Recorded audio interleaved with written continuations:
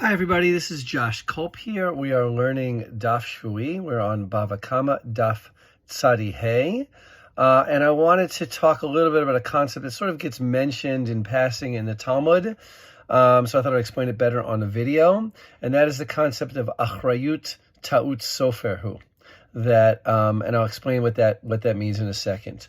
In general, when one loans money to somebody else, one wants to be able to collect that loan from all of the debtor's property, including anything that he might subsequently sell or get rid of somehow. So if I loan you money and you have a house and a car and a boat and a horse and a cow, I'll leave it at that, and I loan you a large sum of money, I would like to have collateral on all of those things and to create a lien, meaning I don't take it, but I have a lien on it, and have the right to collect, should I desire, from all of those property, even should you subsequently, let's say I loan you $1 million and you default, and meanwhile you've given your house to somebody else, and you sold your house and you lost all that money, and you sold your cow and your horse and your boat and your car, and now you have no money. I would like to go to the person who bought the house from you, or the car, or the house, or the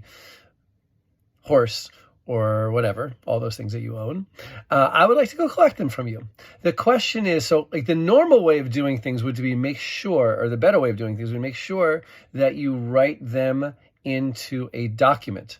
And the document would say that all of your current property is subject to the debt that you owe me. And that's the way a document should be written. The question is what to do with a document that does not have that written in it. According to one opinion, Rebbe Meir, that's not accidental, that's intentional. So Rebbe Meir would say if a document does not have that, what's called achrayut, or liability in it, responsibility in it, then the creditor doesn't get to collect from the person's property, and he'll only be able to collect property that the creditor currently owns. He won't be able to go collect from a third party so that the debtor currently owns, to whom he won't be able to collect from a third party to whom the debtor has given meanwhile. That's Rebbe Meir's opinion, and the other sages hold no. We can always assume that creditors always want to loan only on condition that there's achrayut, responsibility, liability, collectability from all the person's property. And if it's not there, it was meant to be there. Which means to the rabbis, the dominant opinion, the only way to get out of that, right? I can forego my right to that, but I have to write in the document, I will only collect from currently available property, not from property that has already been given to somebody else, from mortgaged property, it's sometimes called.